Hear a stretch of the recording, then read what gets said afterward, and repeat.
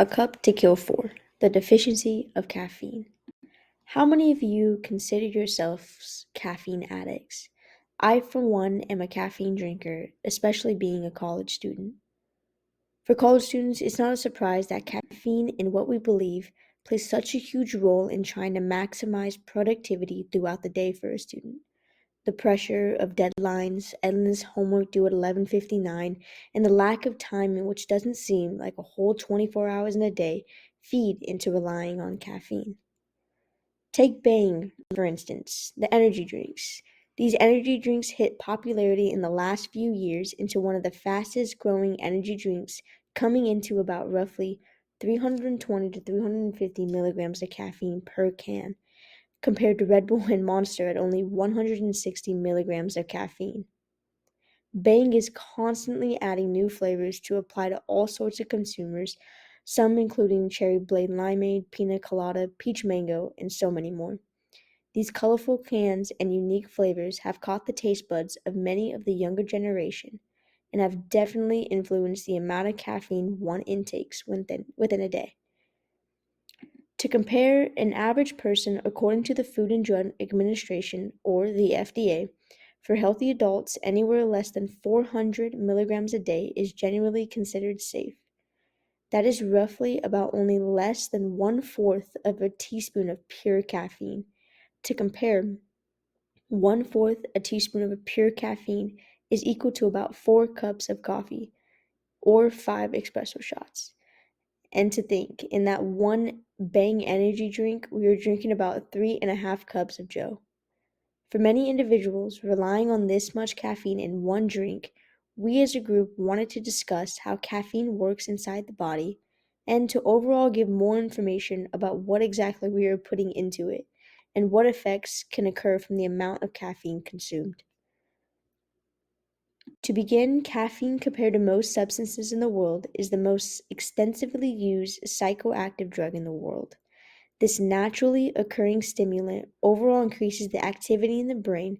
Thus, the primary goal of caffeine is to combat drowsiness and fatigue, which, in the life of a college student, is our savior. Not only is this central nervous system stimulant bitter to the taste, people all over the world can hardly live without it. From being well absorbed by the body, the short term effects are usually experienced between 5 and 30 minutes after having it. These effects can include increased breathing and heart rate, and increased mental alertness and physical energy. Depending on the individual, these effects can last up to 12 hours. Caffeine, consequently, has been around for hundreds of years, dating all the way back to the 18th century. Caffeine is a methylxanthine alkaloid that occurs naturally in the seeds, leaves, and fruit of several plants and trees native to Africa, East Asia, and South America. Around 1821, pure caffeine was able to be extracted from coffee, and by 1880 was able to be extracted from into soft drinks, which include Coca-Cola, Pepsi, and so many more. The time 1995 came around, coffee becomes the world's most popular beverage, with the purest form being directly from cocoa beans. Caffeine in itself is an organic chemical compound that has physical and chemical properties.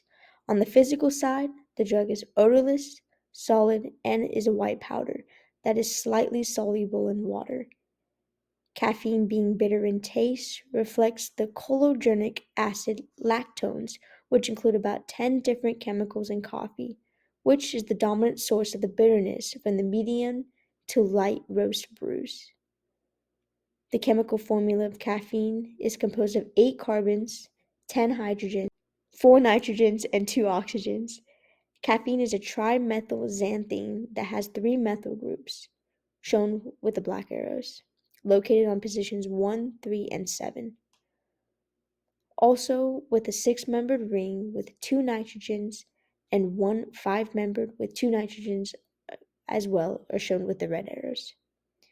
With all this in mind, the IUPAC name is 137 trimethylpurine 2,6-dione. Before we discuss caffeine in the body, we first have to understand adenosine. Adenosine triphosphate, also known as ATP, is generated in the mitochondria for cellular energy.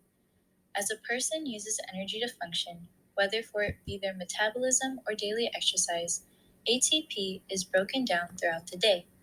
ATP undergoes hydrolysis that leads to ADP, AMP, and then can result in adenosine as a byproduct. As a person increases their energy use, the more likely the production of adenosine will increase too. The release of adenosine from the brain will cause a person to become more tired. So, what is adenosine? Adenosine is a neurotransmitter that is produced in the brain to signal itself to reduce neurological activity. It tells the body to sleep. Adenosine is known to cause sleepiness, reduce pain, and lower blood pressure. Adenosine is also found in the structures of acetyl-CoA, CoA, NAD+, NADH, FAD, FADH2. Adenosine needs to have a receptor to relay its message to the body, in which it has adenosine receptors on the cell membranes. The receptors are enzymes that are part of a G protein coupled receptors. So, in a normal state, adenosine binds onto its receptors and causes a reaction or signals the brain to rest. These can be found in the body's circulatory, respiratory, and urinary systems. For this instance, we will talk about adenosine and caffeine in the brain. Now that we have discussed about adenosine, what happens to the body once caffeine arrives? As caffeine is ingested from the mouth, it gets absorbed through the gastrointestinal system and enters the bloodstream after an hour or two. Caffeine is carried and transported to the brain, where it encounters adenosine receptors. Do you remember the structure of caffeine? And besides it is the structure of adenosine. As you can tell, caffeine and adenosine look very similar in structure. Caffeine acts as a competitive inhibitor or antagonist, which allows caffeine to block adenosine and bind onto its site instead. This can also be related to cyclooxygenase and acetylsalicylic acid. Cyclooxygenase, an enzyme that's involved with inflammation and pain, has an alcohol port that allows molecules to bind onto. Acetylsalicylic acid, or aspirin, binds and modifies the COX enzyme. The alcohol gets attracted to the ester and breaks off from the aspirin molecule. As a result, salicylic acid and the COX enzyme with an ester is produced. This inhibits the production of prostaglandins, which trigger pain. It is the same process, almost as if caffeine was a spot holder for adenosine. The receptors do not relay a message for the body to sleep. As caffeine stays onto the site, the body becomes more alert and awake. Throughout this time, hormones are triggered to increase production, such as adrenaline, which stimulates the body to react, and dopamine, which influences our memory, mood, and attention. With caffeine in control, energy levels will rise, blood pressure will rise, and is linked to a decreased risk of suicide. Caffeine has its pros and cons throughout the body, but Monet will discuss that later in the video. Over time, the effects of caffeine begin to wear off and share a half-life of 4 to 6 hours on average, but it depends on each person's habits and genetics.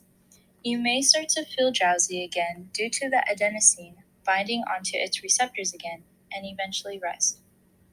Although, what happens if you keep drinking caffeine? The consumption of caffeine after hours and hours will allow the body to produce more adenosine receptors until adenosine is finally able to latch onto its site. The stop after consistently drinking or eating caffeine may make you feel even more tired than you were before. This is why it is common that individuals may experience withdrawal symptoms such as fatigue, headaches, mood changes, and anxiety. Eventually, the additional adenosine receptors will go away and the body will readjust back to its normal state. Now that we know about the process of caffeine inside the body, we will dive deeper to the effects of caffeine. The positive and negative outcomes of caffeine and how the body reacts. From that first sip of coffee, your body reacts, whether we know it or not. There is an increased popularity on caffeine, which subjects many of us to risk. By not recognizing what's going on early on, it can lead to some health issues. Top reported side effects include restlessness, headaches, anxiety, and a fast heart rate. Caffeine interferes with sleep homeostasis. In many studies, the presence of metabolic paraxanthine, which is metabolized from caffeine, is still present, continuing to stimulate our nervous system long after we ingested the caffeine. This is what disrupts our circadian rhythm. Sleep latency takes place when receptors A1 and A2 are experiencing the presence of paraxanthine, creating this insomnia and sleeplessness. Overall, the dangerous effects of not getting enough sleep can cause health problems, including heart disease, high blood pressure, and depression. Let's take a closer look at some of the stronger effects caffeine can have on our bodies when indulging in such products. Caffeine toxicity precipitates hypotension via direct and indirect mechanisms on vascular smooth cells. Dosage is a key component to knowing how our body will react to caffeine. A study done by American Heart Association presents how a girl in her late 20s, struggling with depression, ingested 180 to 200 pills of no dose, a caffeine pill that is approximately 200 milligrams of caffeine per pill. The signs and symptoms presented by the patient explored sinus tachycardia, which is the heart beating a lot faster than the average heartbeat. The patient explored 160 to 180 beats per minute and hypotension of 90. The patient also did lose consciousness, showing seizure-like activity.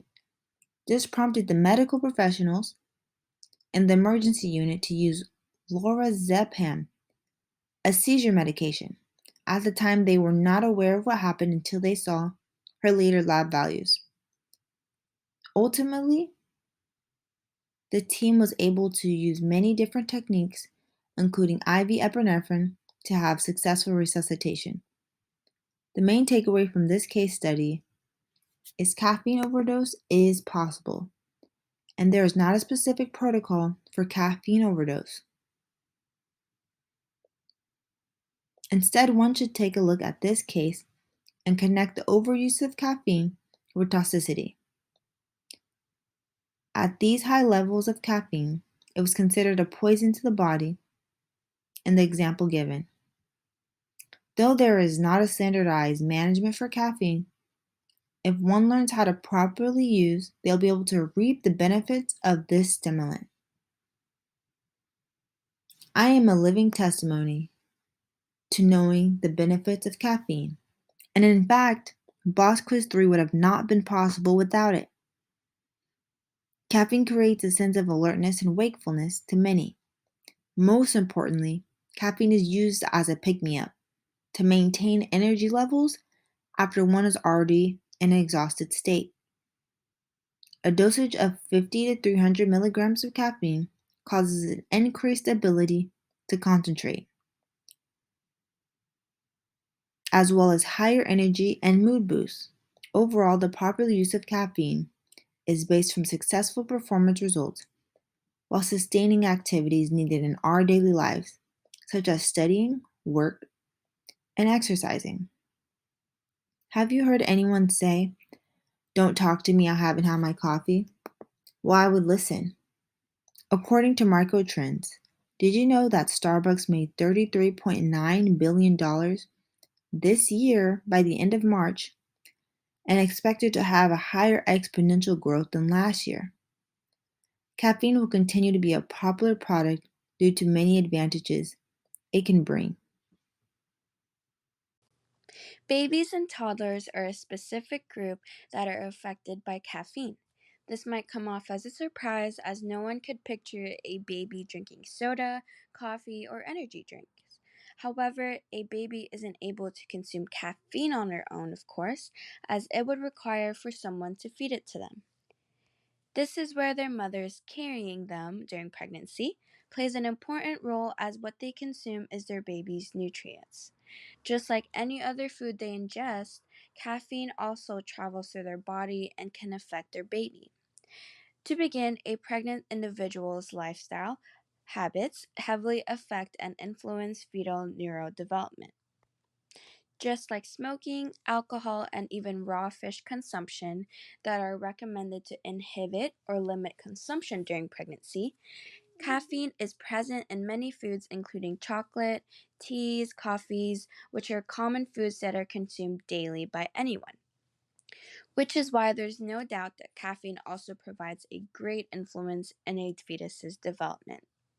Doctors and researchers from the National Institute for Child Health and Human Development Network of Maternal Fetal Medicine states, in pregnant women, estrogen inhibits the activity of the caffeine metabolizing enzyme CYP1A2, which delays caffeine metabolism and therefore amplifies the effects on the fetus.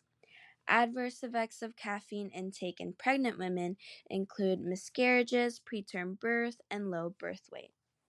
In simpler words, the hormone estrogen is a steroid hormone associated with the female reproductive organs and is responsible for developing female sexual characteristics, meaning that it stops and or delays the activity of the enzyme that metabolizes caffeine. CYP1A2 is the enzyme that works to help break down caffeine once consumed in the body.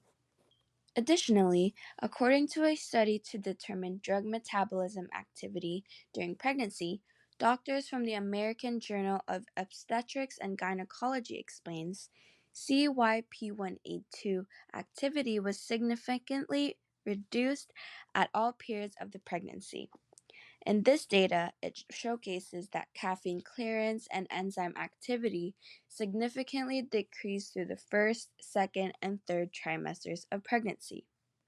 In other words, caffeine isn't ingested or broken down fast enough compared to a non pregnant individual. Usually, in a non pregnant individual, caffeine has a half life of 2.5 hours in the body. For pregnant individuals, caffeine stays for 3 to 4 times longer than average, at the most of 10 hours. The effects of caffeine last longer in pregnant people with symptoms such as shortness of breath, rapid heart rate, increased alertness, or feelings of anxiety or jittery. If you or other people close to you have experienced pregnancy, you can picture how they might already feel shortness of breath or nausea from pregnancy itself, which is why there's risk of consuming caffeine, as it can heighten and maybe even worsen pregnancy symptoms.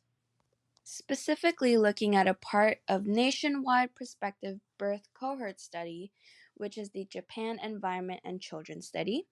This study examined the association between mothers' estimated caffeine intake during pregnancy and their child's score on the Japanese version of the Ages and Stages questionnaires at 6 and 12 months of age. To add context, in terms of motor development, it has long been known that gross motor development begins earlier than fine motor development, meaning that the problem may not become apparent until the child is older and is required to perform more complex tasks. They are measuring the study with 6 through 12 months old children, as it takes approximately 12 months after birth for problems in the gross motor function to appear. On the left side, the pink brackets reveal how the questionnaire was broken down into 5 categories: the communication, gross motor, fine motor, problem solving, and personal social. The numbers highlighted in pink are references that are estimated to be the average results of mothers who did not consume caffeine during pregnancy. Numbers highlighted in green significantly showed a big decrease, indicating that caffeine plays a role in each category. The effects of high caffeine intake during pregnancy may have a negative impact on the development of gross motor skills, which is bracketed in gray. The data reveals that there's a relationship with caffeine intake during pregnancy to their 12-month-old children. Since this was tested early on, there could still be a possibility to better their children's skills, and it's something that can be changed in the future. However, the study concludes that developmental delays in gross motor skills that appear at an early stage may be a sign of developmental problems that will appear in the future. We as a group believe that caffeine consumption by anyone will continue whether they're aware of its health issues or benefits. Despite whether you've been consuming it for most of your life or only starting recently because it's finals week, we believe one should familiarize themselves with what caffeine can do as a widely growing popular drug. Over time, as one continues to consume it, they can build in a reliance and tolerance to its effects and what it does for your body. We hope that this brings awareness as caffeine can be found in many different foods that we normally ingest, which is why I would like to share to consume at your own risk and in moderation.